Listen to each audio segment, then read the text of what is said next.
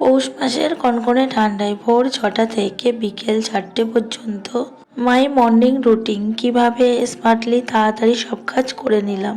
শুভ সকাল বন্ধুরা, আমি টুকুন। আমার এই ব্লগ চ্যানেলে তোমাদের সকলকে অনেক অনেক স্বাগত, অনেক অনেক ভালোবাসা। কেমন আছো তোমরা সবাই? আশা করছি যে যেখানেই আছো সবাই খুব ভালো আছো আর সুস্থ আছো। আজ হচ্ছে শুক্রবার, ঘড়িতে এখন সকাল 6টা বাজে। এখন থেকে আজকের ব্লগটা শুরু করছি তোমাদের সবাইকে সঙ্গে নিয়ে। আশা করছি আজকের ব্লগটা তোমাদের খুব ভালো লাগবে। তো সকালবেলা ওপরে টুকিটাকি কিছু কাজকর্ম ছিল, সেগুলো সেরে নিলাম। তারপর দুষ্টটাকে দেখো রেডি করে দিয়েছি স্কুলে যাওয়ার জন্য।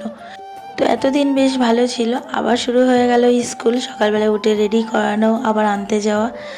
যাই হোক, আমার দুষ্টুদের স্কুলে আমার জায়ের মেয়েকেও ভর্তি করিয়েছে। তো ভাসুর একেবারে দিয়ে এলো দুজনকে। আর এই দেখো, এখানটায় কালকে দাদাভাই পেপারটা নিয়ে দিয়েছে। এখানটা দিয়ে এত হাওয়া আসছে, মানে প্রচুর ঠান্ডা লাগে। আর শীতকাল শুরু হতে না হতেই তো আমার শরীর খারাপ শুরু হয়ে গেছে, সারতেই চাইছে না। সর্দি কাশি তো লেগেই আছে, সেই থেকে তো এখনও ভুগছি সর্দি কাশিতে। তো যাই হোক, এখনও গলার আওয়াজ শুনে তোমরা বুঝতে পারছো আমার অবস্থা কী। তাই না পেরে দাদাভাই এই জায়গাটা প্লাস্টিক দিয়ে ঘিরে দিয়েছে, যাতে ঠান্ডা হাওয়াটা না ঢুকতে পারে। আর তোমরা তো দেখেছো এই পিছনের দিকটা লাইনের হাওয়া আসে, ঠান্ডা, ভীষণ ঠান্ডা লাগে।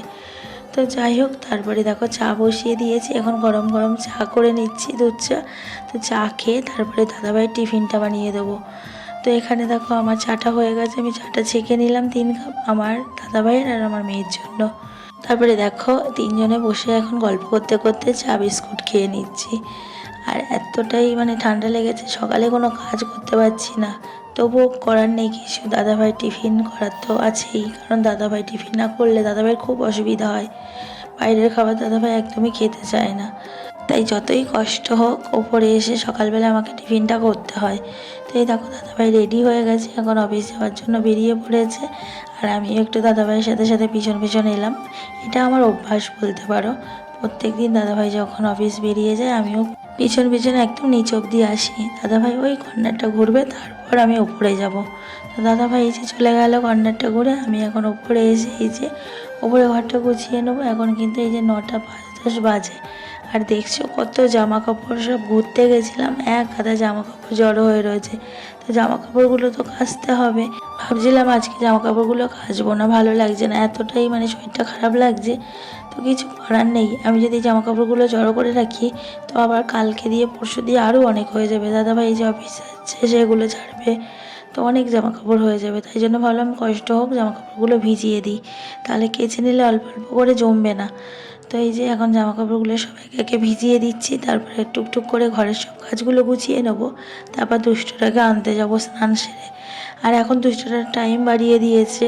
আগে দুষ্টটার স্কুলে 10টার সময় ছুটি ছিল, আর এখন দুষ্টটার 11টা 10-এ ছুটি, মানে 1 ঘন্টা দেরি। তো আমি তার মধ্যেই সংসারের সব কাজগুলো গুছিয়ে নেবো, নিয়ে স্নানটা করে তারপর দুষ্টটাকে আনতে যাব। তো এই যে দেখো তাড়াতাড়ি করে জামা কাপড়গুলো সব ভিজিয়ে রেখে দিলাম। আমি ততক্ষণে ঘরের কাজগুলো গুছিয়ে নিই, তারপরে স্নান করার সময় জামা কাপড়গুলো কাচা ধোয়া করে নেবো। তো এখন আমি নিচের ঘরটা গুছিয়ে নেবো। আর নিচের ঘরে জানলাটা খোলা হয়নি, জানলাটা খুলে নিলাম।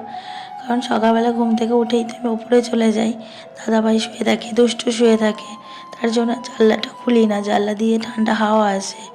তো দাদাভাই চলে গেলে এখন এবার ঘরটা গোছাবো, তার জন্য এই জানলাটা খুলে নিয়ে আমি বিছানার উপর থেকে ব্ল্যাঙ্কেট পালাবো, সব ভাঁজ করে জানলায় রোদ্রে দিয়ে দিলাম। তারপরে দেখো বালিশগুলো সব একে একে রোদ্রে দিয়ে দিলাম জানলায়। আর জানলাটা এতটাই ছোটো না, পাশ বালিশগুলো আর ধরে না। তো যেটুকু রোদ্দুর পাই, শীতকালে কাঁথা বালিশ রোদ্দুরে পেলে না বেশ ভালো লাগে, গরম গরম থাকে, গায়ে দিতে বেশ ভালো লাগে। তারপরে বিছানার চাদরটা টান টান করে চারিদিকটা গুজে নিলাম, নিয়ে এখন বিছানাটা ভালো করে ঝেড়ে নিই। তারপরে পাশ বালিশগুলো বিছানার উপরে সুন্দর করে তুলে দিলাম। কিছু জামা কাপড় ছিল, সেই জামা কাপড়গুলো এখন একে একে ভাঁজ করে নিচ্ছি।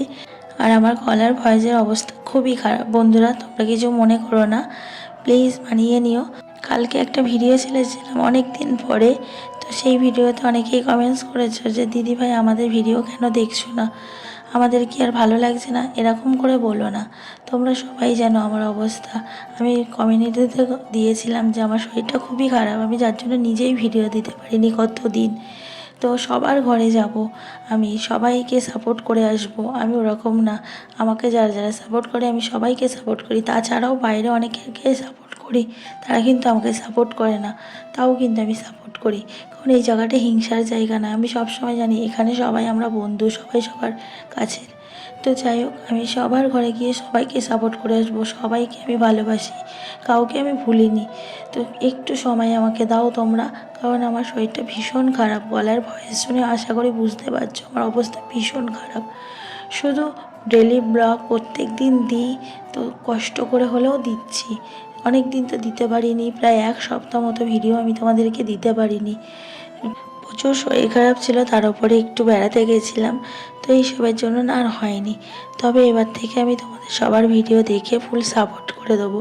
তোমরা একটু আমাকে সময় দাও, আমি কাউকে ভুলিনি। আর যারা যারা আমার পাশে এখনও অবধি আছো, যারা যারা আমাকে সাপোর্ট করছো, আমাকে এইভাবে ভালোবাসা দিচ্ছ, তোমাদের সবাইকে অনেক অনেক অনেক ধন্যবাদ, ভালোবাসা। তো এভাবেই তোমরা আমার পাশে থাকো, আমিও তোমাদের সবার পাশে থাকবো এভাবে। তো যাই হোক, দেখো উপরে ঘরটা ঝাড় দিয়ে নিলাম, নিয়ে তারপরে সিঁড়িগুলো সব ভালো করে ঝাড় দিয়ে নিচ্ছে, একদম পুরো ওপর থেকে নিচে অবধি। কালকের ভিডিওতে সম্পাদি ভাই কমেন্টস করেছে যে দিদি ভাইয়ের মেয়ে আমার ভিডিও দেখছে। দিদি ভাই, আমার তরফ থেকে তোমার মেয়ের জন্য অনেক অনেক ভালোবাসা। তো এভাবেই তোমরা আমার পাশে থেকো। আর কালকে যে ভিডিওটা ছেড়েছিলাম, সেই ভিডিওতে তোমরা সবাই কমেন্টস করেছো জায়গাটা খুব সুন্দর। সত্যি জায়গাটা ভীষণ সুন্দর, আমার তো খুব ভালো লেগেছে।